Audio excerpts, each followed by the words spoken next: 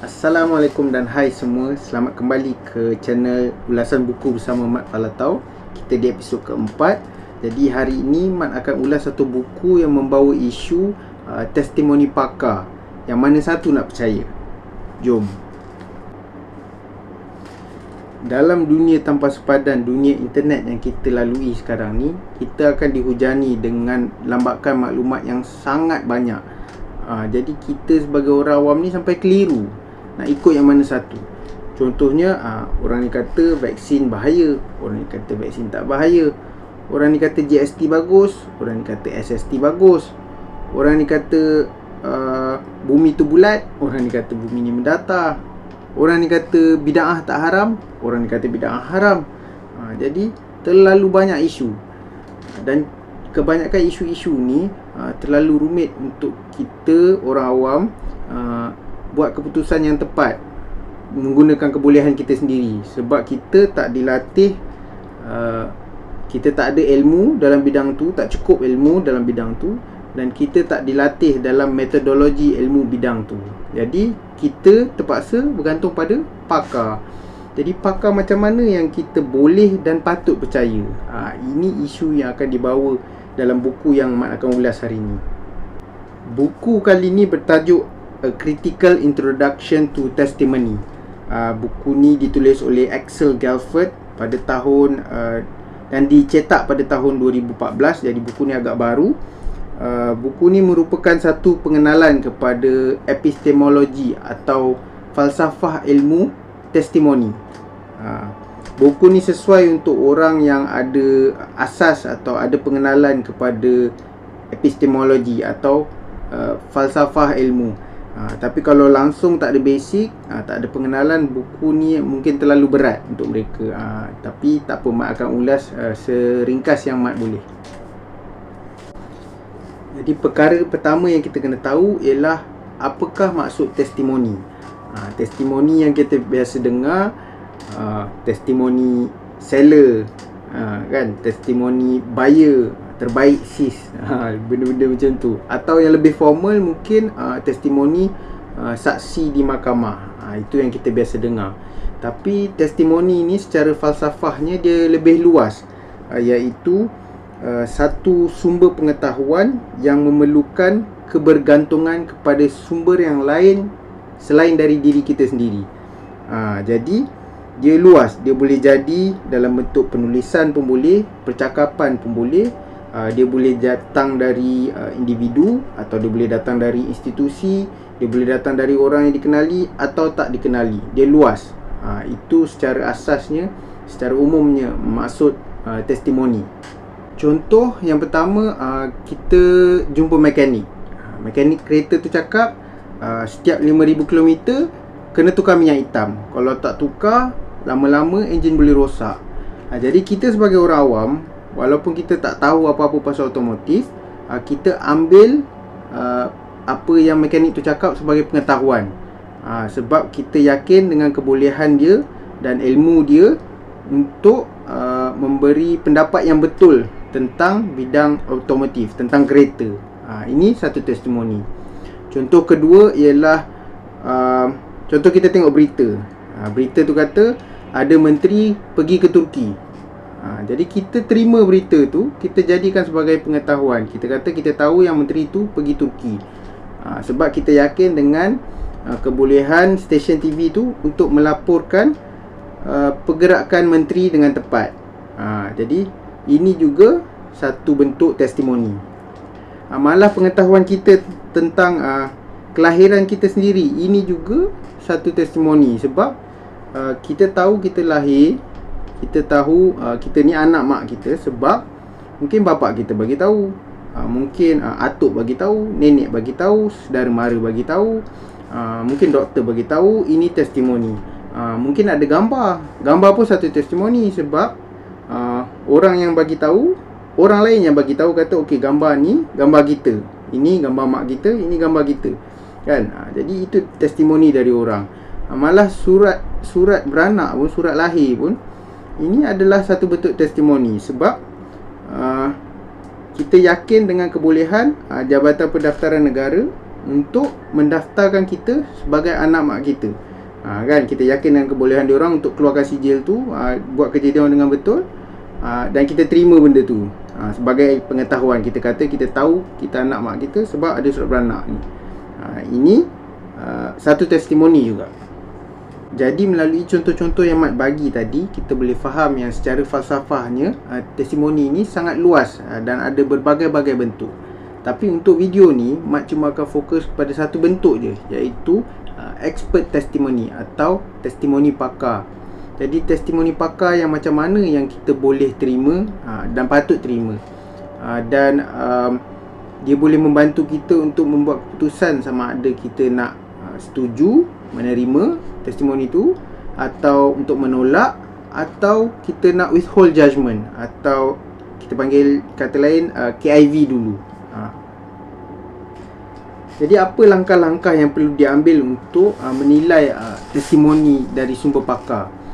Pertama sekali, kita kena tahu definisi pakar.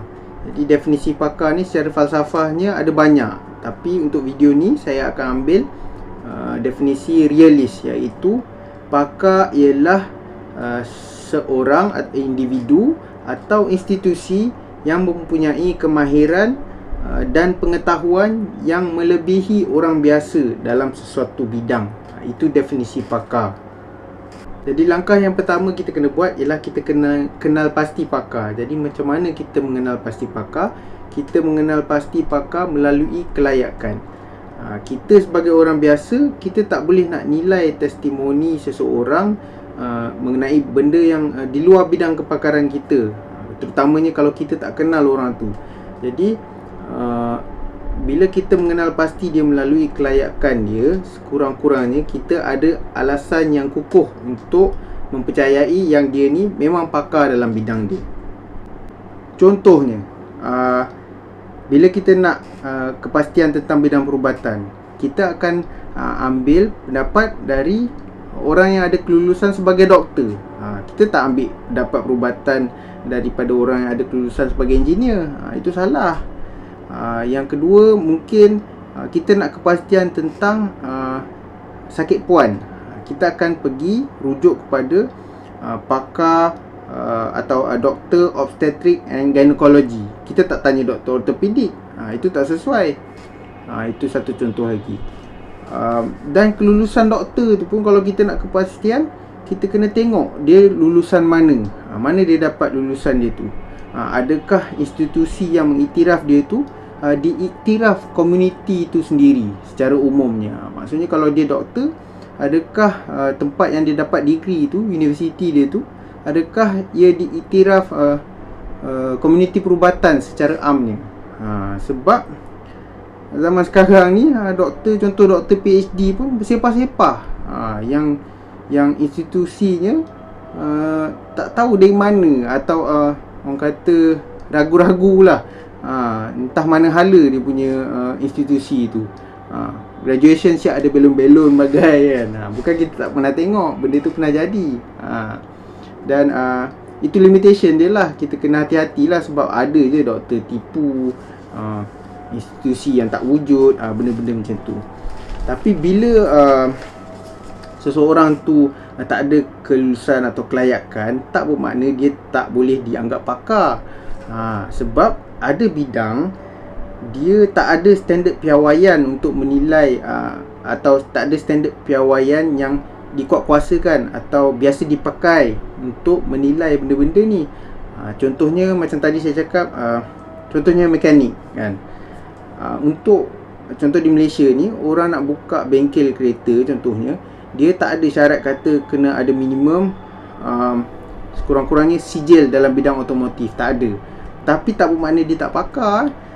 Tapi untuk kita, orang biasa yang tak ada kepakaran pasal bidang kereta, kita nak nilai dia, adakah dia ni pakar atau tak, perlukan masa lah. Kita kena kenal dia dulu, kena tengok track record dia macam mana, prestasi dia sebelum ni macam mana, dari testimoni pelanggan-pelanggan dia sebelum ni macam mana.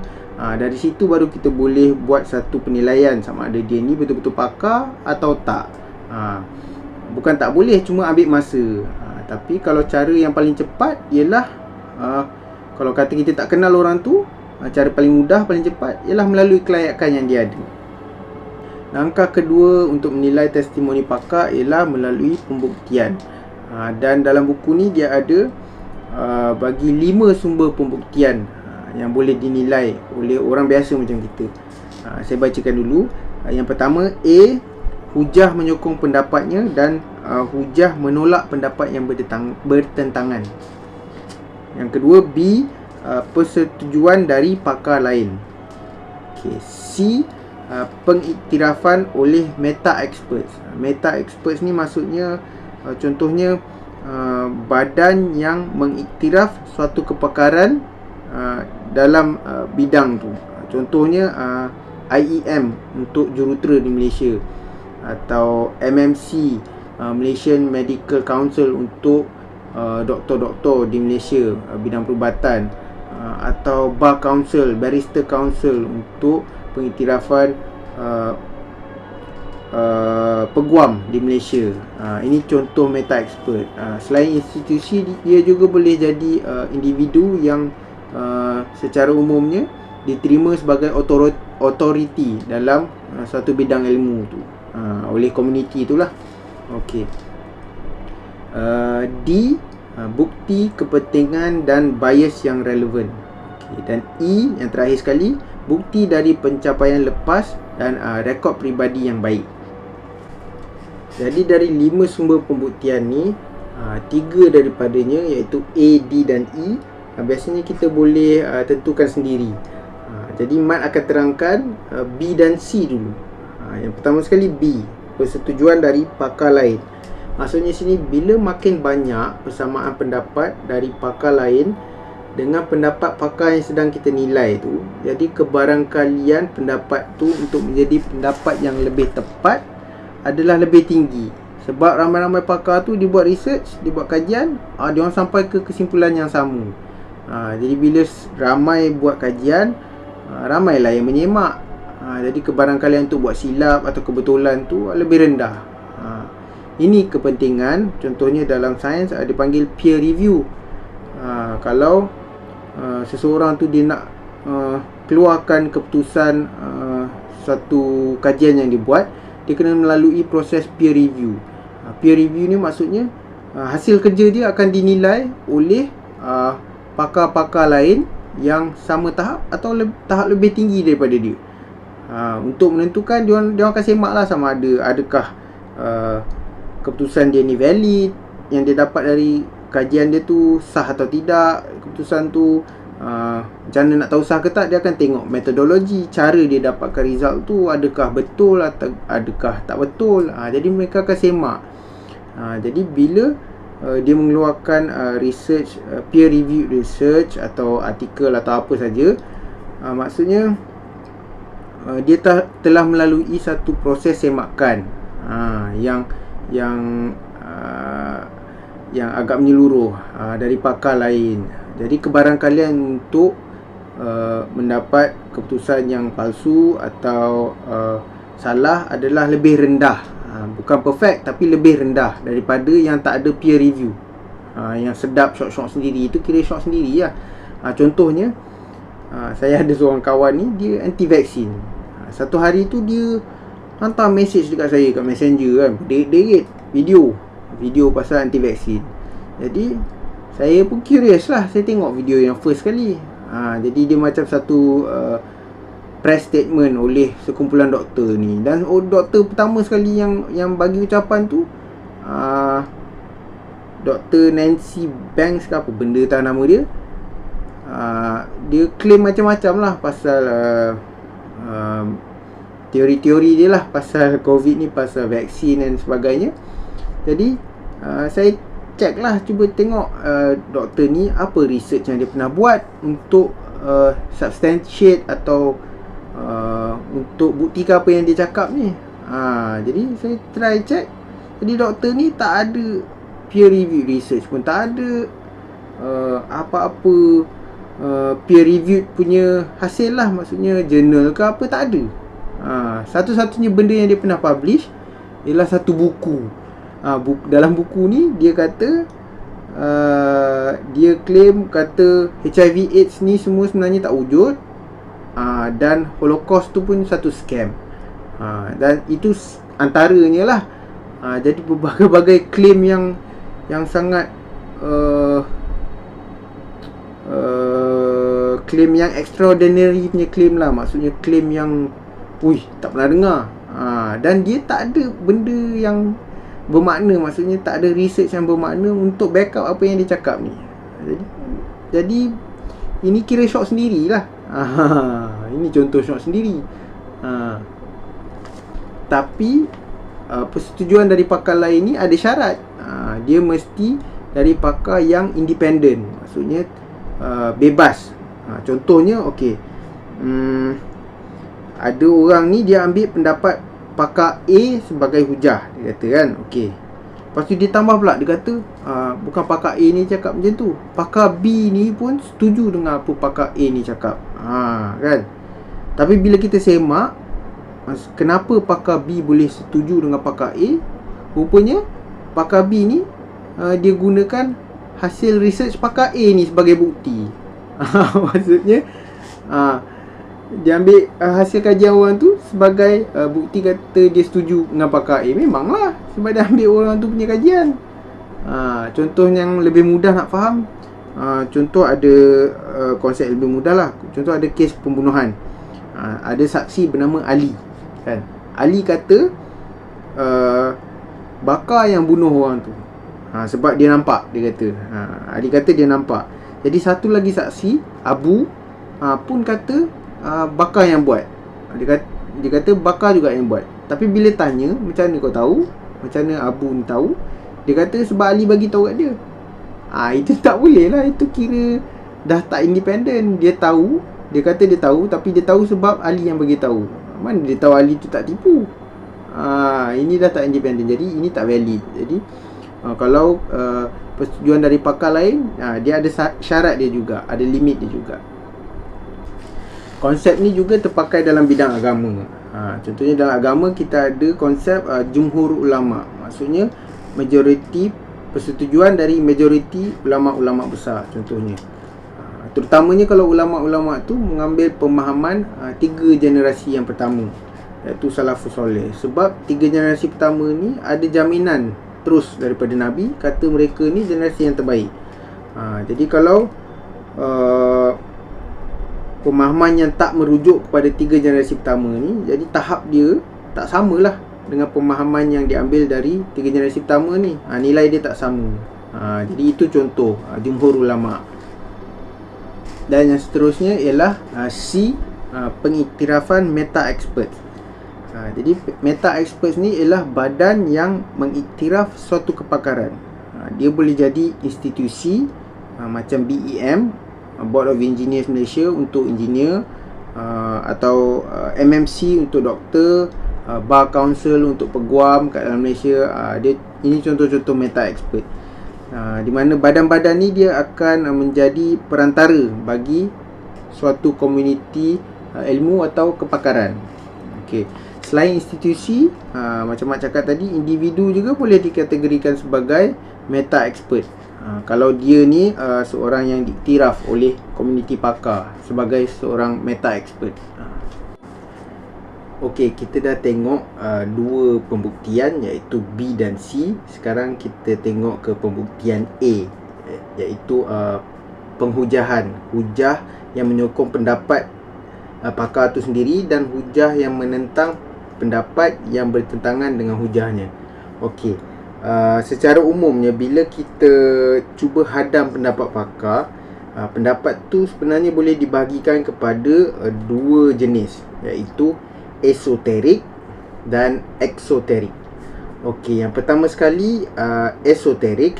Esoterik ni bermaksud pendapat yang berada di dalam ruang lingkup kepakaran sesuatu bidang tu. Maksudnya dia penyataan yang teknikal. Maksudnya kalau kita tak ada kepakaran dalam bidang tu, kita memang tak faham apa dia cakap. Susah untuk kita hadam apa yang dia cakap sebab kita tak ada training dalam benda tu. Yang kedua ialah eksoterik. Penyataan eksoterik. Penyataan eksoterik ni dia berada di luar lingkup kepakaran sesuatu bidang tu. Jadi orang biasa macam kita pun boleh faham benda tu. Itu maksud pernyataan eksoterik. Jadi kita akan fokus kepada cara nak menilai bahagian eksoterik hujahan seorang pakar tu. Kenapa bahagian eksoterik? Sebab bahagian itu je kita sebagai orang awam ni mampu untuk faham dan mampu untuk nilai. Okey, yang pertama sekali ialah kita kena perhatikan cara pakar tersebut menjawab hujahan yang bertentangan dengan pendapat dia. Contohnya ada dua pakar, E1 dengan E2, expert 1, expert 2. Okey, E1 ni bila dia berhujah, dia straight to the point, terus je. Dia terus menjawab persoalan-persoalan yang penting yang ada, okey, dalam suatu isu tu. Tapi berbeza dengan E2 ni pula bila dia menjawab isi hujahan E1, dia tak lakukan secara direct, dia berpusing-pusing atau dia mengelak, yang akhirnya dia tak menjawab pun persoalan. Mungkin dia banyak tukar tajuk, senang cerita tak jawab soalan lah. Dia tak jawab soalan ni, ada beberapa kemungkinan kenapa. Mungkin sebab dia tak tahu. Tak tahu sebab mungkin dia tak kaji betul-betul benda tu dengan mendalam, atau tak cukup kaji. Yang kedua, mungkin ada benda yang dia nak sorok, sebab tu dia tak jawab.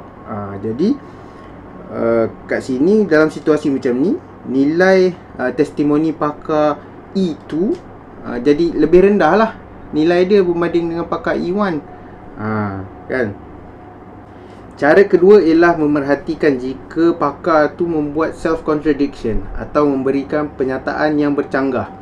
Okey, contoh yang saya boleh bagi, contoh ni dari dalam buku ni. Dia bagi satu kes mahkamah di US, People vs Palmer, di mana kes ni membicarakan seorang lelaki atas tuduhan membunuh.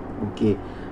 Dan seorang saksi pendakwa, saksi pakar, dia ni pakar psikiatri, pendakwa iaitu kerajaan US, okey, dipanggil untuk memberi kenyataan lah tentang keadaan si tertuduh ni semasa hari kejadian. Adakah dia gila atau tak? Jadi pakar ni dia kata si tertuduh ni menunjukkan simptom-simptom psikosis. Maksudnya tak waras lah masa hari dia membunuh tu. Tapi pada masa yang sama dia kata tapi dia tak gila. Dia kata pada pendapat dia si tertuduh ni ada drugs induced punya psikosis. Maksudnya dia jadi gila sekejap sebab dadah, bukan sebab dia gila betul. Tapi bila diorang tanya ada buat ujian dadah ke tidak, dia kata tak ada. Jadi ini semua dia punya anggapan je lah, assumption, tak ada bukti. Jadi dia beri kenyataan bercanggah, tunjuk simptom tak waras, tapi sebenarnya dia waras. Jadi bila dia cakap pernyataan yang bercanggah ni, juri boleh nampak lah yang dia punya kenyataan dia tak meyakinkan. Yang ketiga ialah membezakan antara hubung kait punca dengan bukan punca. Apa maksud di sini? Contohnya, sesuatu tu kalau ada kaitan, nampak ada kaitan, tapi kadang-kadang dia bukan punca. Contohnya, saya buat satu study, kadar kegelisahan pelajar dan keputusan pelajar, kan? Jadi bila saya dapat result dari kajian saya, ada menunjukkan kadar kegelisahan tu ada kaitan dengan keputusan peperiksaan pelajar. Lebih rendah kadar kegelisahan, lebih tinggi keputusan pelajar tu. Maksudnya nampak macam ada kaitan lah. Maksudnya kalau pelajar tu tak nervous, dia mesti score. Tapi bukan sebab tu. Sebab dia mungkin dia tak nervous sebab dia dah study. Maksudnya bukan sebab dia gelisah tak gelisah. Kalau dia tak gelisah pun, tapi kalau dia tak study, memang dia takkan skor sama juga. Jadi dia ada kaitan tapi bukan punca. Itu satu contoh. Contoh kedua ialah kadar kemewahan dengan kebahagiaan, kan? Kita nampak macam kalau ada duit ni biasanya bahagia, kan? Kita boleh bahagia sebab kita boleh beli apa kita nak, apa semua. Jadi ada kaitan antara kadar kemewahan dengan kebahagiaan. Lagi mewah, lagi bahagia.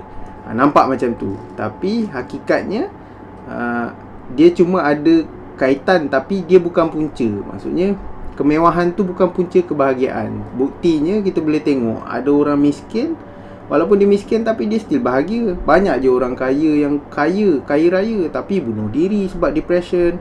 Maksudnya dia kaya tapi dia tak bahagia. Maksudnya dia ada kaitan tapi dia bukan punca. Kemewahan tu bukan punca. Punca kebahagiaan ialah bersyukur. Macam tu. Jadi kita kena tengok pakar-pakar ni ada tak guna hujah-hujah macam ni. Okey, yang seterusnya, yang keempat, iaitu kita bukan saja boleh menilai hujah-hujah pakar secara pasif, iaitu kita dengar je. Kita boleh melakukannya secara aktif. Apa maksud secara aktif? Maksudnya kita tanya soalan dengan dia. Jadi bila kita tanya soalan tu, bukan kita nak tunjuk kat dia kita lagi pandai atau kita nak kata dia tak pandai, bukan. Ada dua sebab kenapa kita nak bertanya dengan dia. Iaitu yang pertama ialah kita boleh nilai cara dia jawab, sama ada dia ada buat homework tak sebelum dia bagi pendapat dia. Maksudnya dia kaji betul-betul tak sebelum dia bagi pendapat, atau dia main belasah je.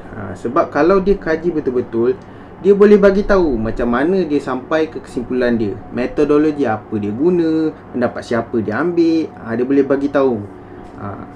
Yang kedua, kita tanya itu bukan sebab kita nak kata kita pakar kan, tapi kita nak tanya supaya kita boleh ambil penyataan dia tu dan kita banding atau kita tanya dengan pakar yang lain tentang penyataan dia, supaya kita tengok tally tak dengan pendapat pakar lain.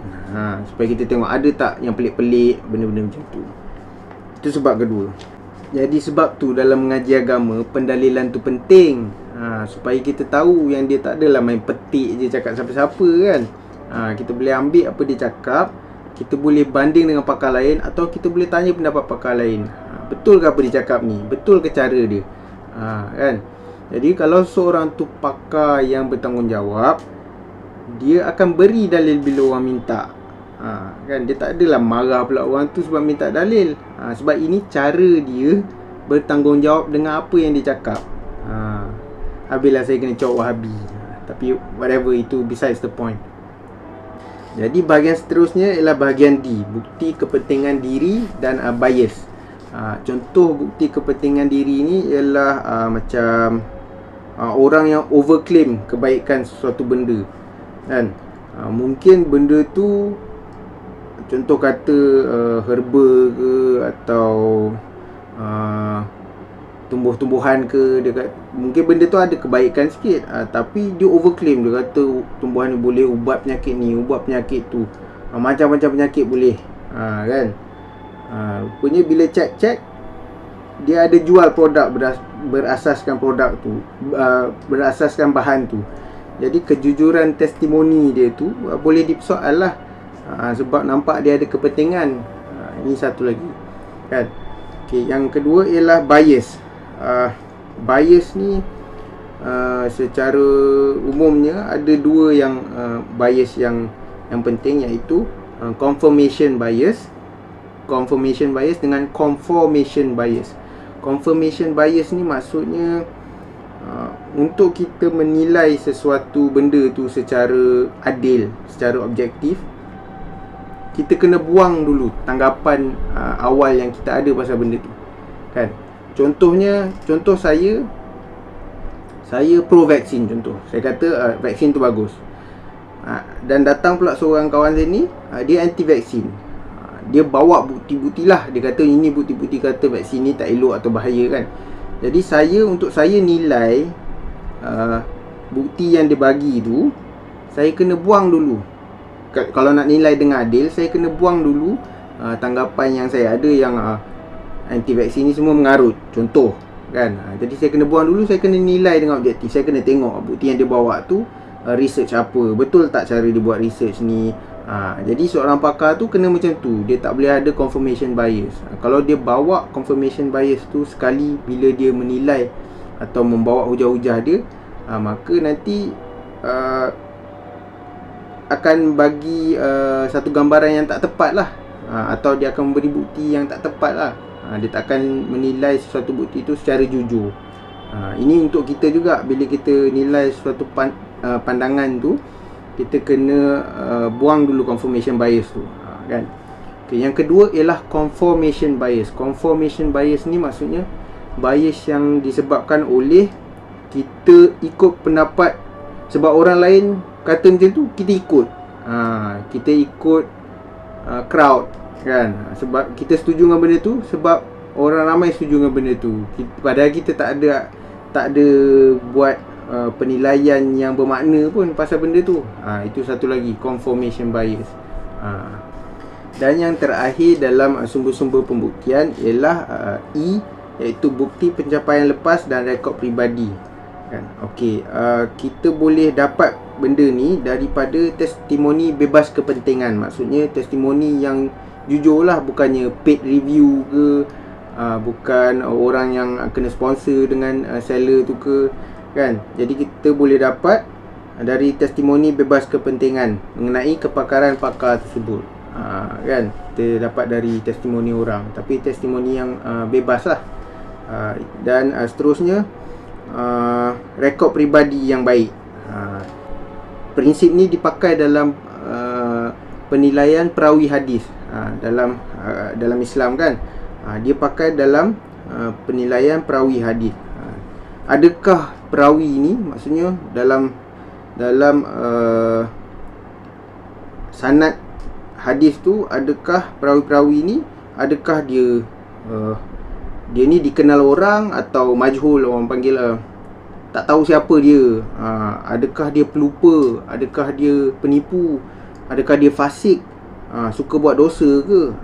Jadi semua ni memberi nilai kepada testimoni atau hadis tu, kan. Memberi nilai kepada perawi, nilai hadis tu berdasarkan rekod peribadi perawi. Ini konsep yang Islam pakai. Jadi yang terakhir ialah appeal to expert testimony. Sebelum ni yang Mat terangkan banyak-banyak tu ialah bila kita orang biasa menilai testimoni pakar secara direct. Maksudnya pakar cakap, kita nilai, kita cuba nilai. Tapi ada setengah situasi di mana kadang-kadang orang biasa dia ambil pendapat pakar untuk menguatkan pendapat dia, kan. Ini terjadi biasanya bila kita mungkin bersembang dengan kawan-kawan, kan, berbincang ke, kan. Dia ambil pendapat pakar untuk menguatkan pendapat dia, kan. Jadi konsep-konsep tadi semua masih lagi terpakai. Cuma untuk situasi ni ada satu tambahan, iaitu pembawa testimoni tu, maksudnya orang biasa tu sendiri, perlu dinilai adakah dia jujur dalam membawa testimoni pakar tu, kan. Contoh macam situasi tadi, Mak ada cakap, Mak ada kawan anti vaksin, kan. Dia bawa satu hadis Nabi SAW. Dia kata hadis Habatus Sauda. Ini ramai orang biasa dengar. Hadis Habatus Sauda penawar segala penyakit kecuali mati. Memang ada hadis ni. Jadi dia kata ada ustaz mana tak tahu. Dia kata, ustaz tu kata hadis ni menunjukkan Habatus Sauda ni penawar segala penyakit. Maksudnya apa-apa penyakit tanpa syarat, segala penyakit dalam dunia ni semua boleh ubat guna Habatus Sauda, kan. Asal sakit je boleh ubat guna Habatus Sauda. Itu kata dia. Jadi tak perlu vaksin, tak perlu ubat-ubat sains ni, tak ada, tak payah. Makan Habatus Sauda je, kan. Jadi itu pendapat dia cuba bawa lah. Tapi bila kita semak ulama-ulama besar, contoh Ibnu Hajar, Ibnu Qayyim, bin Baz, Ibnu Taimiyah, moga Allah merahmati mereka semua. Mereka semua membawa pendapat yang sebaliknya tentang hadis ni. Mereka majoriti bersetuju yang maksud hadis ni ialah bukan Habatus Sauda tu penawar segala penyakit tanpa syarat, tapi maksud dia penawar segala penyakit yang sesuai diubati dengannya. Maknanya ada penyakit sesuai, ada penyakit tak sesuai. Senang faham. Contoh kalau saya kata, okey, saya ada satu tayar, kan, tayar kereta saiz 15. Saya cakap Semua kereta boleh pakai tayar ni. Maksud saya semua kereta yang pakai rim 15 lah kan. Kalau rim 17 confirm tak boleh. Itu maksud dia. Bukannya semua tanpa syarat. Kalau kereta kebal pun kereta juga, tapi mana boleh pakai tayar getah macam tu kan. Itu maksud dia. Jadi dekat sini kita nampak orang tu mungkin tak jujur dalam menilai hadis tu kan. Dia ambil dari sudut yang sesuai dengan hujah dia, bukan realiti sebenar bukti tu. Itu contoh. Jadi dengan tu kita dah sampai ke penghujung video Mat kali ni. Kalau rasa ada manfaat, boleh like, subscribe dan share video ni dengan kawan-kawan. Mat akan post lagi update dalam YouTube dan page Facebook Mat. Okey. Dan kita jumpa lagi dalam episod yang seterusnya, insya-Allah. Assalamualaikum dan bye.